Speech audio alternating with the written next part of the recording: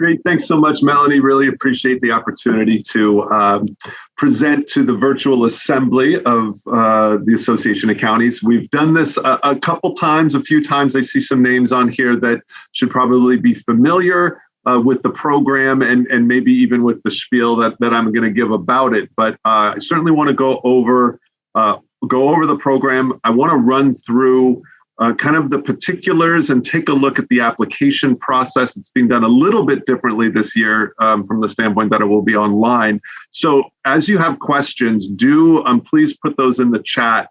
Between Melanie and my colleague who is also on this call, his name is Hui Pham. He's the Preservation Programs Director with the Washington Trust. Some of you have met Hui already as he's been out to some of your courthouses. So do keep those questions in the chat, and we will certainly have time to go over that when everything is done. But with that, I'm going to get going and start up with the presentation. And I just want to, let's see, go back one.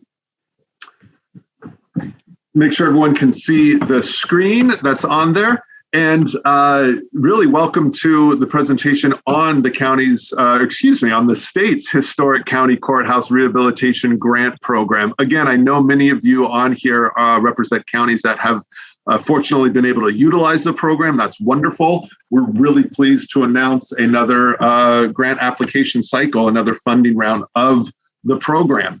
I think a lot of you, I'd like to show these kind of two bookend slides because the Columbia County Courthouse, as I'm sure many of you know, in Dayton, is the oldest, still continually used courthouse in the state at 1887, and a wonderful, wonderful building. For those who have not been there, the interior is equally, if not more impressive, even as the exterior in terms of original integrity and things like that.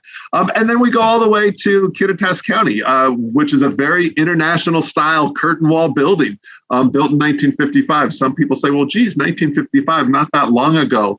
The threshold for a property to be historic is 50 years old, which is a threshold I actually became very, very uncomfortable with this past fall. but it is a 50-year threshold. And so this building built in 1955 is eligible for listing in the National Register of Historic Places. So we see those bookended in terms of our earliest still operating courthouse and our most recent. Just a quick, brief background. I work with the Washington Trust for Historic Preservation, as does my colleague Hui, of course. We're a statewide nonprofit advocacy organization. The program is actually a program of the Washington State Department of Archaeology and Historic Preservation. So it's housed in DAHP. And we've been very fortunate to contract with the agency actually since the onset of the program in 0507 to manage it. So I've gotten to know many of you fairly well over the years, and I've certainly gotten to know the buildings over the years, which has been great. But this slide is just a little bit of the genesis of the program. There was really a study conducted that identified a significant amount of need statewide for our county courthouses. That was back in 2003. And that study really worked to leverage some support from the legislature. You see that first amount came in 0507. It was $5 million allocated in that biennium. And to date, I'm really thrilled to say the program has continued to receive some level of funding in every subsequent biennia since that initial round. Hasn't been $5 million every time, but there has been 26 counties overall that have received funding to do projects on their courthouses. I will note that not all 39 counties have a historic courthouse. We are at 33 at this point. 33 of our 39 still do have historic courthouses that are eligible under the program. And then the next application cycle is July 24th, when they will be due. So just quickly going through the program particulars, it really is a preservation program. It really is designed at rehabilitating those character-defining features of the courthouse, both interior and exterior. Other elements are improvements for accessibility, of course, things like seismic retrofits, improvements to life safety, and then these other elements, system upgrades and general repairs, those are eligible, but only for use as the match only. And I'll talk more about the match, but the grant program is a matching program. So based on the amount of a state grant award a county receives, there is a portion of local county match that has to be provided as part of that. So those upgrades to systems, HVAC, mechanical, they're not part of the historic character defining features of a building. So the state grant dollars cannot be used to reimburse those expenditures, but county expenditures on those elements can count toward the required match. Ineligible activities, maintenance, what would be considered general maintenance, are not allowed. This is really intended to be a capital project for those capital programs. A&E fees, design fees, again, grant funds cannot go to reimburse expenditures on those fees, but they can be used toward the match. Same thing with project planning. Absolutely can't use funds for lobbying or general reduction of debts. They have to go into a project. I'll quickly go over the criteria and then we'll kind of get into these and how they're applied when we look at the actual application form itself. But this first one is this eligibility. This is not a criteria that counties that you need to include on your application. Courthouses either are eligible or they're not. And we've got that list and can help you with that if you're not certain about that. But as I mentioned, there's 33 courthouses that either are currently listed in the National Register or eligible for such listing. That visibility piece is a big piece as we look through things. Again, this is addressing that character defining features and the focus on historic elements. Certainly want to look at that degree of urgency. What would happen if action isn't taken? What is the potential for the loss of character defining historic material without this project? And then again, getting into that life safety piece, we know there's just a lot more discussion now, seemingly, around the fact that the entire state is in a seismic zone and looking to make sure we're addressing our public buildings as needed for being resilient through an event like that. The rest of these are, I think, more connected to preparedness. Does the county have committed match as far as this goes? Does the county have a plan for implementing it within the time frame that the funding is available? And then this last one is that match piece I mentioned. So the requirement, all grants are matching grants. The requirement is that at a minimum, counties must match at least 25% of their grant request. So if a county is asking for $100,000 in grant funds, the minimum amount that must be matched is $25,000. When applications are reviewed, the way this is kind of incorporated into the evaluation is for that scoring criteria, if you will. If a county is providing just the minimum match, they'll get 1 point, say, in that category. If they're requiring a full dollar for dollar match, then they'll get full points in that category, and it will kind of be prorated going through. So we break it out essentially in quarters. The lowest points would go to a county requiring or providing the minimum match. Between 25 and 50% bumps up. Between 50 and 75%, you get another point.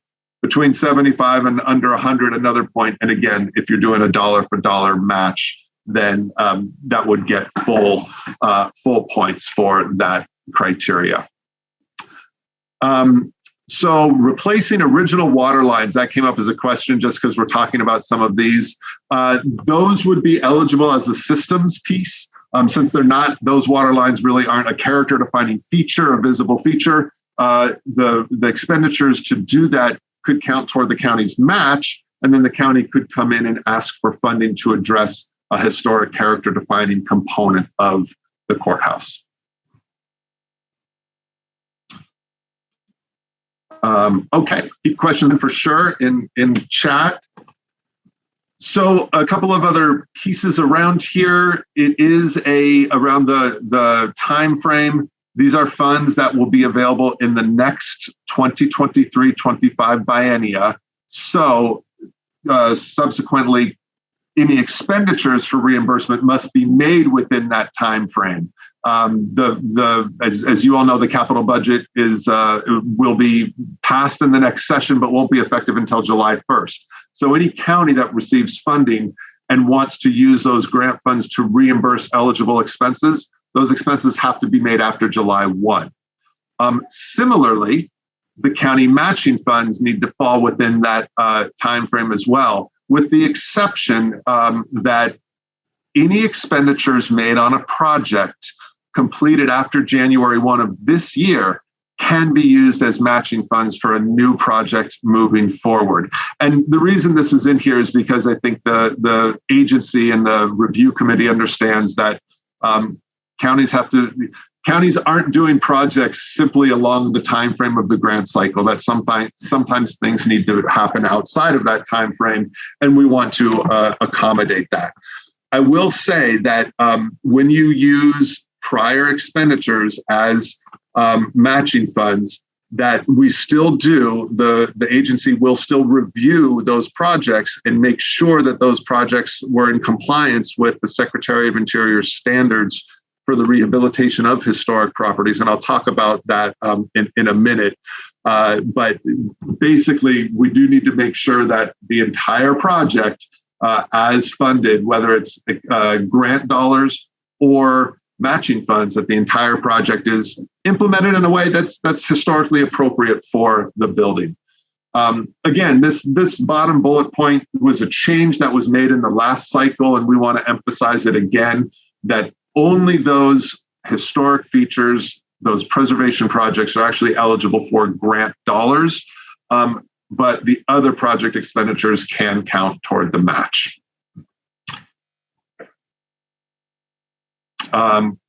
Okay, another question came in with permit fees. Permit fees are part of essentially the hard costs of a project. That's how we look at permit fees.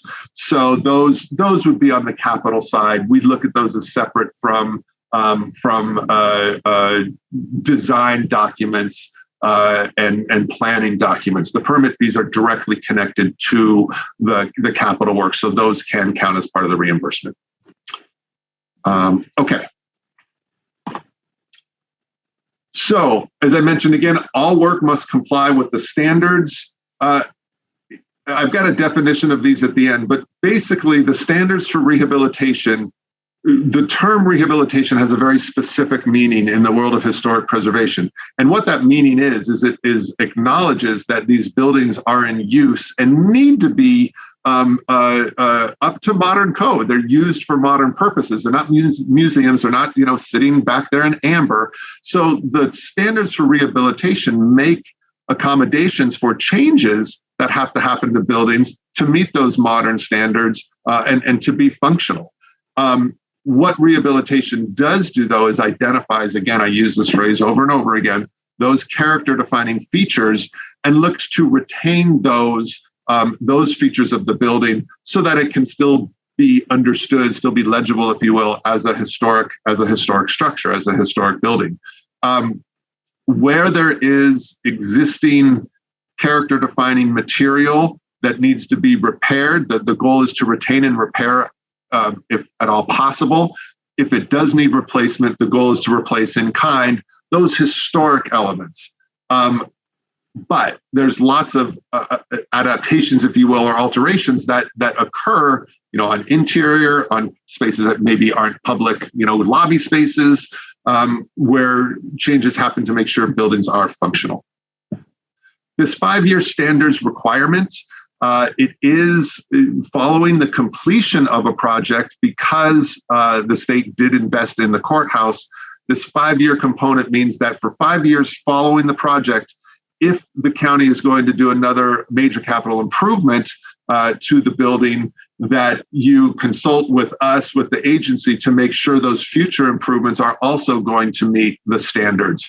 That doesn't mean if you need to paint something or replace a door or change a light bulb, you need to come to us. It simply means if there's another major capital project that can result in some alterations to the building, that you do that consultation if it's within that 5-year period. National Register and Washington Heritage Register listing. Many of our courthouses are already listed in the National Register. If you're listed in the National Register, that Washington Heritage Register listing comes with it. We may have some who, the reverse is not true. So there are resources that are listed in the Washington Heritage Register, but not in the National Register. For purposes of this program, it has to be, it can be both, or at the very least, that Washington Heritage Register. If a county is not yet on one of these two registers, the requirement is simply that you have submitted a nomination to be included on one of these registers prior to receiving grant reimbursements. So if you were to receive a grant, what you would want to do, and we can work with you on this, is begin that process of getting a draft nomination in for listing on one of these registers. And I'll note that listing on either of these is honorary only. It's a nice kind of bragging rights, if you will. Hey, we're listed in the National Register of Historic Places, but it's honorary only. We have this 5-year component that we talk about with regard to the grant program, but once that 5 years is up, National Register listing doesn't have any other regulatory component or review that comes with it. Per state law, grant funds are available on a reimbursement basis only. So a county does need to do the work first and then request reimbursement. We can make progress payments, so you don't have to do the entire project up front. Some counties opt to do that and then just go through one reimbursement. We can do progress payments, but the important thing to note around this is that the match dollar needs to be the first dollar in. So, for instance, if you know you're seeking a partial reimbursement and you've done $50,000 of work, you don't get the full $50,000 back, because the $25,000 match, assuming a dollar for dollar match, is the first dollar in, and then the reimbursement comes after that. So really, that's just a cash flow consideration. Okay. I'm going to jump back to a couple of these because they have some specific questions in the chat just on some of those eligibility pieces. Clark County is finishing a new roof to be completed around July 2022. Yes, the question is, could it be used as match? Yes, absolutely. Any expenditures made after January 1, 2022, if the whole project was after that, then yes, that could count toward the match. And there's a question about multiple grant applications. No, it's for county courthouses only. So really what my advice would be, and we're happy to talk with anyone more thoroughly, after this and schedule a time to go through their specific questions. But I would advise the county to wrap the entire project up as best you can for this biennium, because there's really just one application per county. Now, in the next biennium, if you're thinking about a sort of phased approach, could the county submit another grant application in the 2025-27 biennium? Absolutely. There's no limit, and maybe that's what the question was. There's no limit on the number of times a county can apply, but only one application per grant cycle. Okay. This last bullet point on here, we do, and this is new as of the last cycle, the review committee does take into consideration those counties that are identified as distressed by RCW 43.168.020. So there is extra consideration that goes to counties in distressed areas. It does not guarantee funding. I want to make that clear, but it is a consideration, a sort of special consideration that the committee takes into effect when they are reviewing grant applications. Okay. The process. The committee reviews them. The committee ranks that list of projects and recommends those projects for funding to the agency. The agency will then review that list and ultimately submit it to the governor for his consideration as part of his proposed capital budget. And then ultimately that ranked list gets submitted to the legislature for their consideration as well.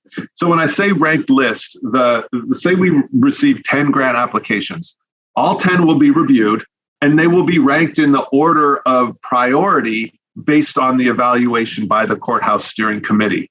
There's no cap on the amount that a county can request, nor is there a cap on the amount that can be submitted to the governor's office and ultimately to the legislature for recommendation. So assuming that every application received meets the criteria, addresses the program, and is recommended, that full list will go through. What we've seen in the past is when that list has been submitted, sometimes the governor's office picks up the full list, or sometimes the governor's office only picks up a partial, a portion of that list for inclusion in the proposed capital budget. When it gets to the legislative level, sometimes they end up funding the full list or a portion thereof. So that's where the ranked comes into play. Let's say that ranked list 1 through 10 is $5 million of projects overall. If the legislature decides they only want to do $2.5 million, then we would go down that list till we hit the $2.5 million cutoff, and anyone falling below that list would not receive funding. So that is how that process works. I mentioned no cap on the amount that can be requested, and work must be complete by June 30th of 2025. So we have that date in there because that's the end of the biennia. And again, these funds are appropriated to be spent within that biennia.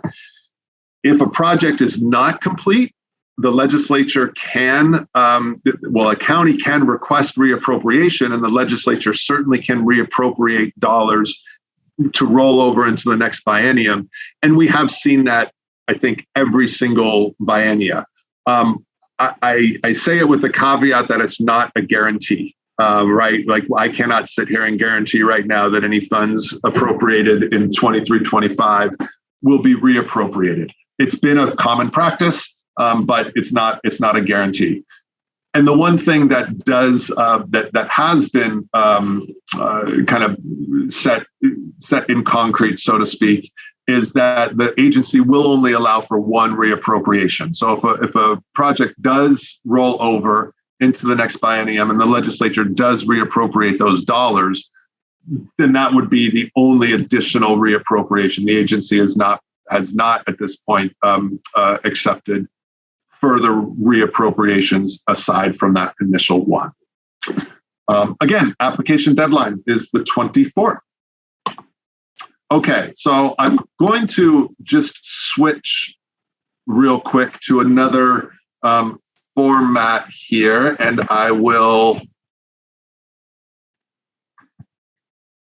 pull up a different screen for you all. And as I do, I will take a moment to see other questions. Yes, this is recorded, so people can go back on this, and I'm also happy to send out a PDF version of this PowerPoint slide deck to folks as well, so we can make that available. Okay, I want to just jump in and kind of go through this in fairly short order, but be able to give a few descriptions and examples. We have gone to an online format, which hopefully will be easier for everyone involved, not having to deal with fillable PDFs and emails and things like that. So we do have an online form now, and I'm just going to scroll through and hit some of the highlights of this. We do want date of construction, of course, and if there have been major modifications, it'd be great to know those as well. Does the courthouse still serve a county government function? This is a requirement. So every courthouse that's eligible must still have a county function. It doesn't necessarily still need to be the courthouse. We have some situations where the historic county courthouse no longer has courtrooms in it, but is still used by the county for administrative purposes. That's fine, as long as it's still in county public use. Scrolling down, the historic designation, I've gone over this. My only point on this is if you are unsure of what your courthouse's designation might be, just ask, and we can provide that list. As I mentioned, for those already included, then nothing more to do if you were to receive a grant. If you're not yet listed in one of the registers but eligible for listing, a preparation of a nomination form will need to be done concurrent with the project. Okay, in the project summary section, just want to specify here that this is the amount the county is requesting in grant funds, not the total project cost, just the amount in grant funds. We'll get into the budget in a moment and see where you can include that full amount. But this is just the amount in grant funds. And then this is just a summary. So we have a quick snapshot of what you're doing. Does not need to be long, can just be a summary of the project.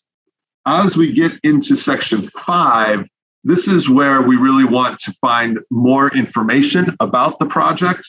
And what we've done is, and this is the same as it was last year in the PDF version of the application, we've just broken it out for online purposes.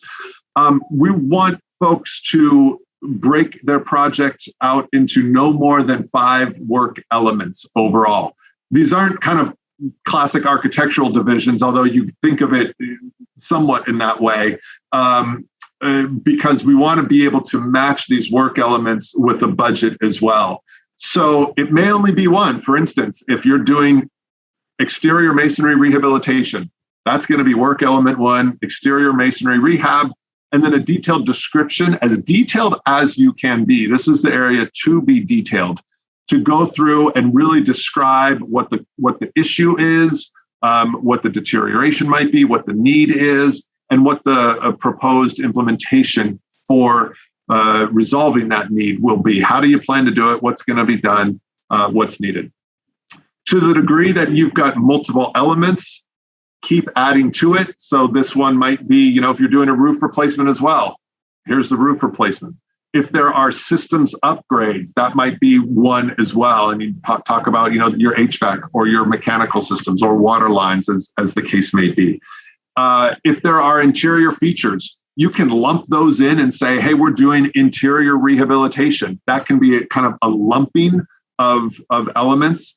We don't need to know that, the work element does not need to be superior courtroom is going to be done, and a different work element that says, we're refinishing terrazzo on the interior lobby.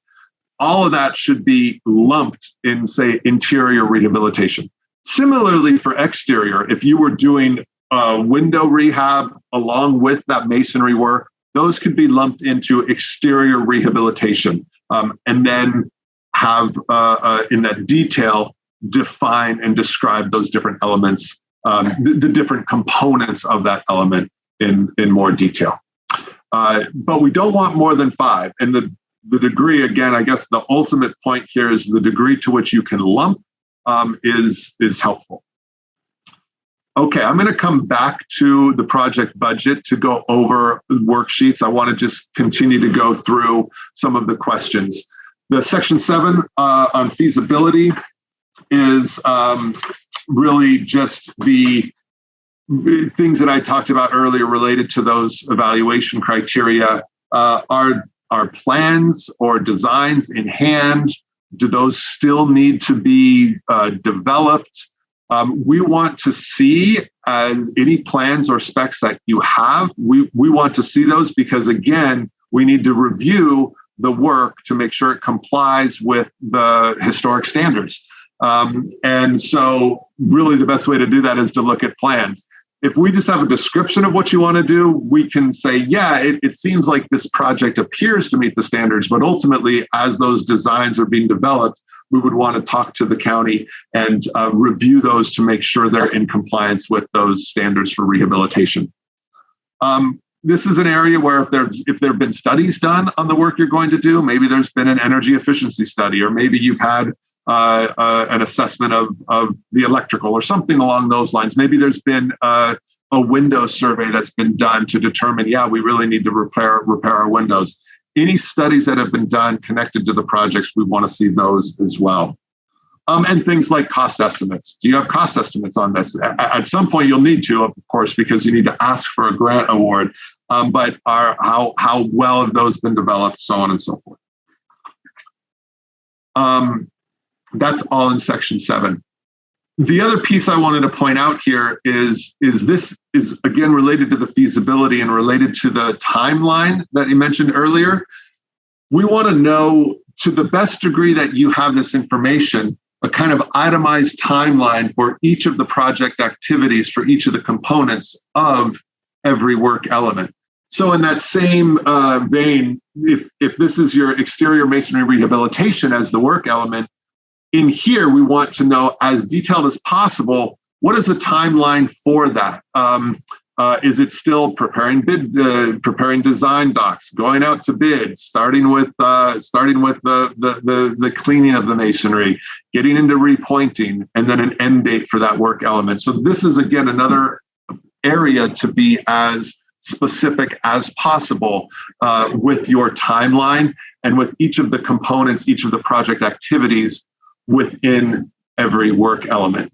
And again, just to reiterate, the work elements that you include up here in your detailed description should be the same, should mirror the work elements that are included here as well. Okay. This last bit is some of the kind of long-term plans and processes that a county has in place to continue that stewardship of the building. I think the committee has really put a focus on knowing how if the state is investing in these buildings, know how that investment will be essentially insured, if you will, over time. How will these be addressed by the county? What will it do from a maintenance standpoint? In some cases, it helps. And so that's something good to note. If the project repairs, capital improvements being made are actually going to result in minimizing maintenance that's needed because it's addressing an ongoing concern, note that. It's an important thing to note in here. And then, again, I'm not going to read them all, but questions about that long-term stewardship. So these are all online and can go through them. Section 9 is just the plans and specs. If you have them, let us know. We want to see those in there. Photos, of course, pretty self-explanatory.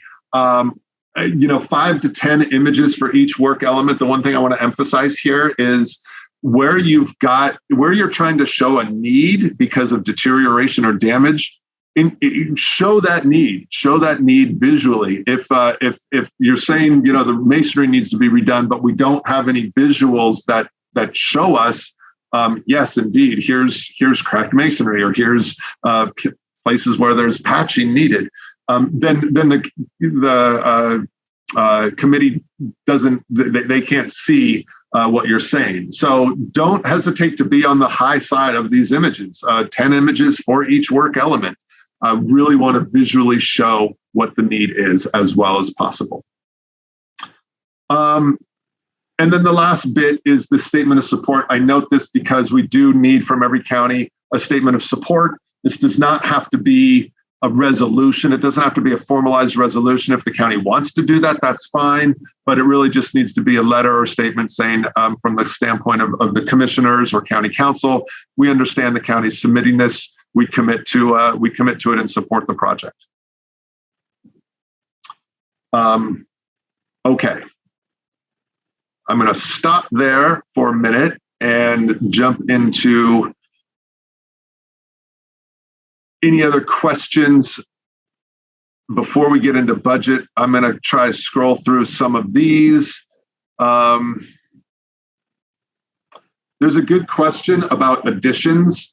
So this question is specific to Spokane County, saying their public safety building was built in 1970, and some of the building houses district court offices. Would this portion be considered a courthouse? Answer is no. So additions that are non-historic at this point, considered non-historic, would not be eligible. If there are historic additions, then then yes, it could be that those additions can work to those additions can at the very least count toward the match. That said, I will say that the committee has historically put a priority on kind of the original historic component of the original historic courthouse, rather. So that is where that funding kind of priority has gone. And Gil, actually, I'm seeing in your question that your public safety building is 1970. So we would have to actually look at that. It's over 50 years old now. It may be a historic component, a historic addition to the original. Although the same comment applies that additions have been less of a focus for the use of grant funds than the original buildings. I have another question. If a county is using planning and engineering expenses for their match, it seems like a short timeline to do the planning and project within the 2 years. Yeah, I think some of this is in part of why we are doing this now and opening this cycle earlier is that actually the grant application is the application deadline is July 24th. Funds aren't even available until almost a full year later, July 1 of 2023. So we've tried to build into the application timeline a component of some of that time to work on the planning and engineering expenses. Now, I certainly understand that a county may not know whether they're going to be funded until after the legislature meets in 2023. But a county will know if they're going to be recommended for funding by the end of August. The committee will review those applications and make that recommendation by the end of August. So hopefully that helps. And again, I would come back to the fact that we have had reappropriations in each of the cycles that has since the start of the program. I think the legislature understands that 2 years can be a short time frame for a major capital project, but again, I just have to put out the caveat that I certainly can't guarantee a reappropriation. A question about what are the long-term cost impacts in terms of working on the building later, from the standpoint of designating a courthouse as historic.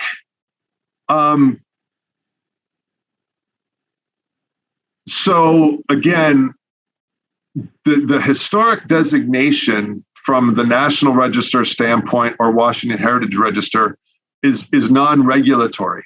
If a county receives a grant, that 5-year period certainly does apply. That once you complete this grant, say you get a grant and you're doing a new roof and the roof gets done, moving forward 5 years, we want to, we'll be in consultation with the county and want to know if another major capital improvement is happening within that 5-year period, so that we can make sure it complies with the standards. And quite honestly, hopefully, if there's another project that comes up, the county will come back to this program, assuming it's still around, and apply again. Outside of that 5-year period, we certainly would encourage counties to do anything they can to follow those standards and be compliant and make sure the historic features of a building are retained and preserved. But there's no actual requirement to do so. If a county didn't do that, if there were actions taken that ultimately were to deem the courthouse ineligible for that listing, then the county simply would not be eligible to apply for funds in the future. So hopefully that answers part of that question. If the other question is, does rehabbing a building cost more than new construction? That's in some cases, perhaps. In other cases, perhaps not. It would really have to depend on what the project is and what you're trying to do. Can it be tricky to do new systems in a historic building? Yeah, it can be tricky. And it always has to happen through design and figuring out the best way to implement new things to ensure a historic building functions properly. But in terms of a kind of direct cost impact to the historic designation, I don't see that as being a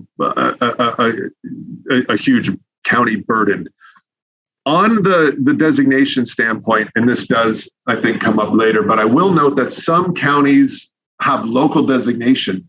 Your city or county may have its own local historic preservation program and its own local register separate from the national or the state register. In those instances, counties do need to reach out to their local preservation commissions or those program directors and have those conversations with them as well, and make sure that they're complying with any local ordinances that may be in place. And I will note that typically if the state is reviewing a project plan or proposal and signing off on it, meeting the standards, oftentimes those local commissions will as well. But I just mention it because counties do need to comply with local ordinances where those are in effect.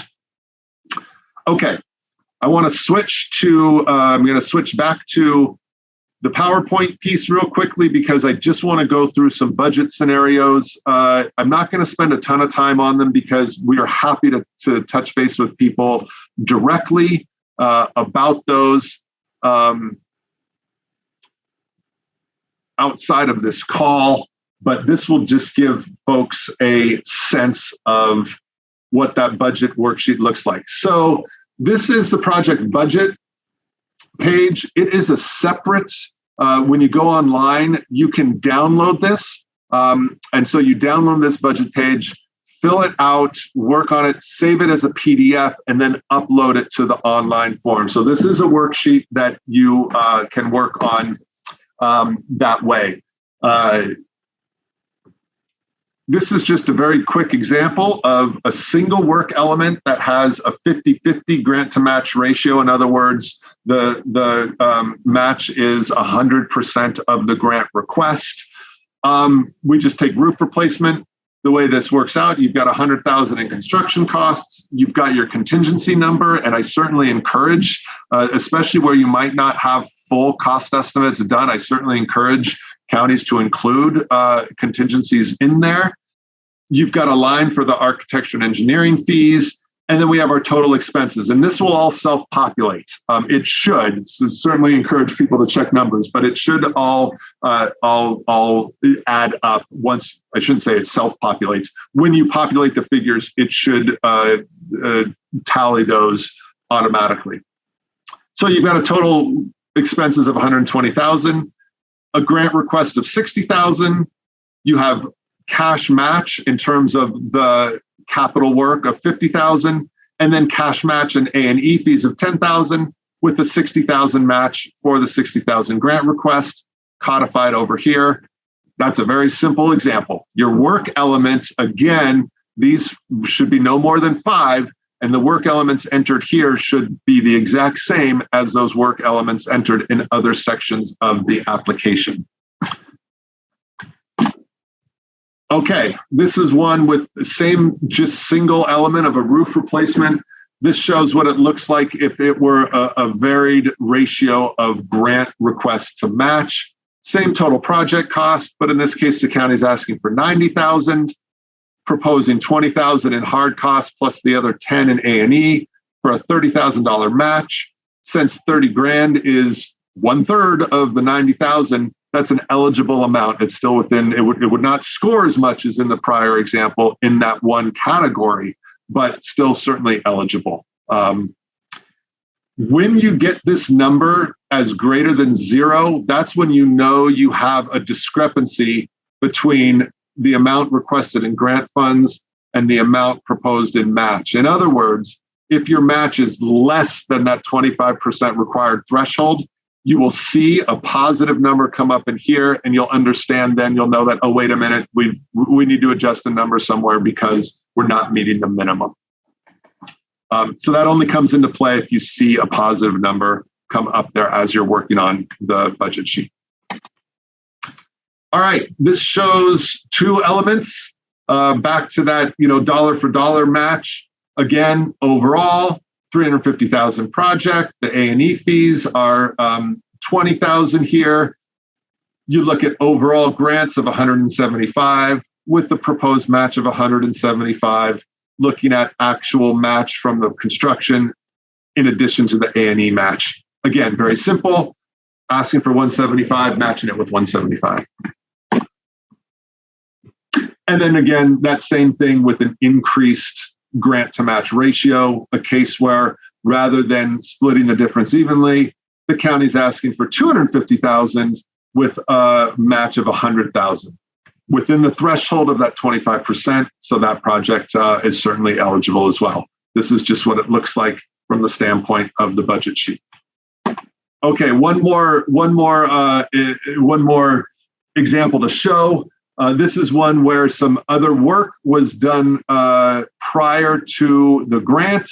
And I should have changed this to read 2022 instead of 2018.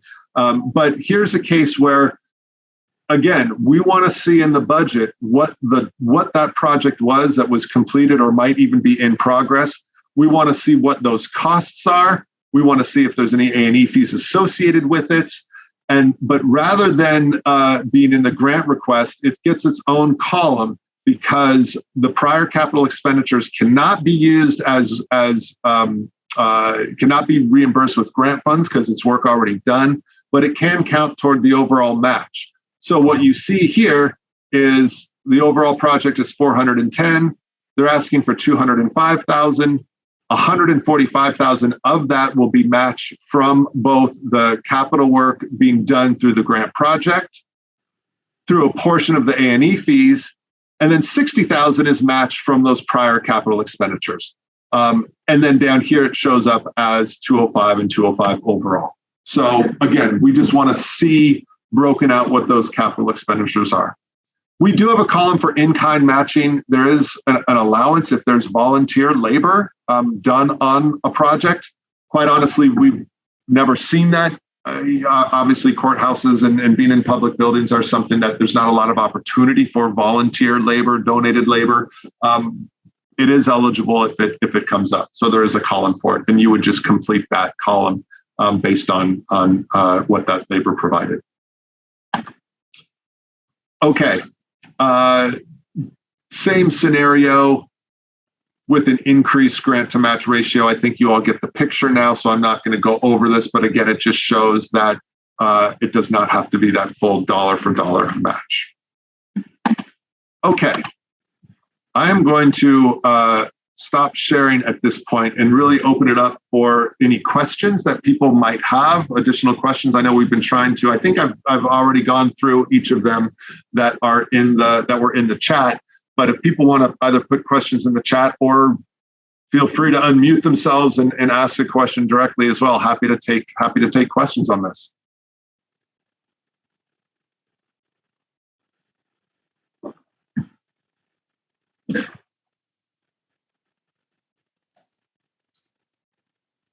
I am not seeing any hands raised. Has everyone gotten their questions answered? Oh, there we go. Commissioner Dean has her hand up. Go ahead. Getting there, sorry. Hey, Chris, I'm wondering if you can help me think through something. So we have a courthouse that, you guys have funded in a couple of rounds, I believe. But currently, because of a lot of pressure and some requirement from the state to be providing security into our courtrooms, the entire main entrance to our courthouse is not being used. And it's beautiful, historic arched glass windows and doors and beautiful historic staircase. And it's just like totally off limits now because people have to come through an area where they can go through security. And it breaks my heart, and like they're coming in through an exit or a basement entrance on the side of the building. And like, it saddens me that isn't being utilized.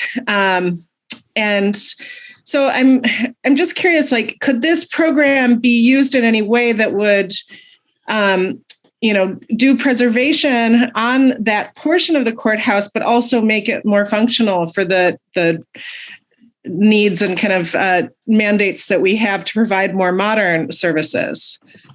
Yeah, this is one of the real tough ones where you get basically the reality of where we are today, and that being a tension with historic fabric and how courthouses were originally constructed.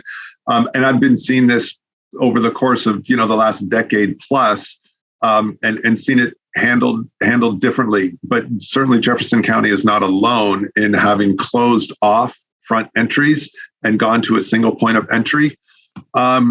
Some places we see it done. I'm not sure if Commissioner Peck is still tuned in here, but Franklin County, their approach to this was actually to construct a separate building, if you will, a small building where all security goes through there, and the courthouse area and campus is then secured, fenced off, if you will, from around that. And then once you get through that security building, now you're on kind of the grounds, and there's you can go through the front, you can go through the side, however that works, and that's I think a great solution.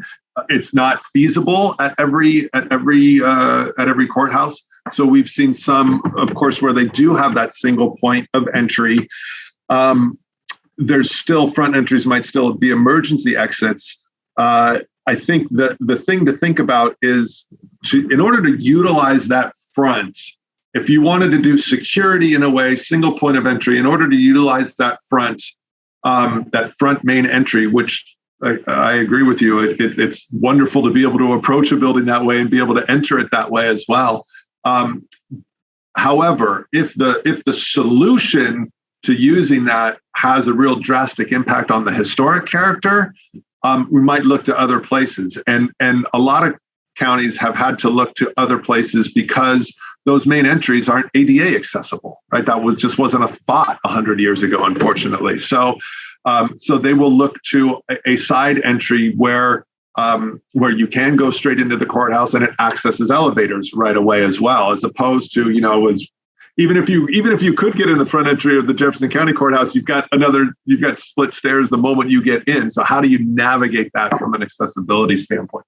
So I think finding those areas where you can incorporate that single point of entry in a way that is efficient for the county and is able to be integrated with the building in a manner that, maybe it's a standalone, again, separate building, or integrated in a way that it does not have an adverse impact on the historic elements, the historic character of it. Ideally, we wouldn't have to do, right? Ideally, we wouldn't have to worry about security, but that's not the situation. Whether it's whether it is a walk-through security space right outside the Superior Courtroom, which is what we've seen a lot, but the trend has been, no, we really need the entire building to be secured, not just portions within. So it's tough. It's a tough question. Yeah. Okay. Thank you. Sure. We have about 5 minutes left until 1:00. Do we have any last questions or maybe some last words from Chris? Great. Thanks, everyone. I'm going to show just a couple things real quick. I mentioned that we had this definition of rehabilitation. So this is what it is, and I think it more elegantly defines what I was trying to say. But this is the standard that we apply. So again, it accommodates alterations, it accommodates change in courthouses. We just want to retain those features that are really historic. And I'll just go through a couple of examples that sort of can illustrate these standards and how they've been done with some projects that have happened in the past. I won't go through all these slides, but just a couple of examples. Douglas County Courthouse in Waterville. I like to show this one because you can see the addition that they did, probably going back close to 20 years ago now, but quite nice. It's uses the stone that's the same stone that's at the base of the courthouse. It doesn't try and compete. It's set back nicely. And then you have your again, this is now their single point of entry. You can't go in the main way, but it gets access into the courthouse and into the new areas. It's a really nice, sensitive, to my mind, sensitive way to approach a building addition. Spokane County Courthouse, this is one that we've seen. These were doors that were replaced at some point. They were not the original doors. And they went back and using the original plans, went back to what those original doors were. And it's a nice aesthetic feature to have in there to be able to go back. And we had the original plans from when this building was constructed, so they could replicate those. And they were able to do the same thing on the inside. Those had been replacements at some point, and able to go back and use the original drawings to be able to fabricate those new doors and bring back an element that had been missing. This is a similar one in Wahkiakum County. You can see the front door system that was clearly replacement. They were able to go back as well. So this is just kind of just a little sampling of how these standards are applied and how they work. As noted earlier, I will make this, there's a whole lot of other slides I have on here that illustrate how those standards are applied. And so, Melanie, I'll let you guys figure out how best to make this PDF accessible to folks. If anyone wants it, I can also email it to people directly as well. We have it here. So it just is gives you guys a quick little sense of how we apply those standards. Thanks, Chris. Yeah, if you email it to me, when we put on the front page of our website a link to all of the virtual assemblies by date. So the copy of this recording will be there, and we can also put the PDF of the PowerPoint there as well. And then, of course, obviously, if someone asks for it, we can email it too. Yep.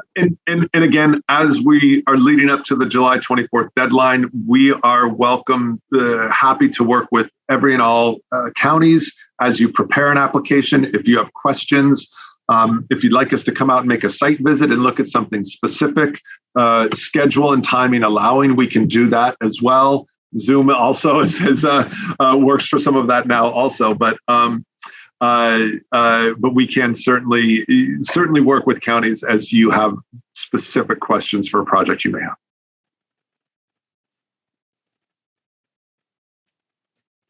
Great. Thank you very much, Melanie. I really appreciate the opportunity. Thanks to WSAC.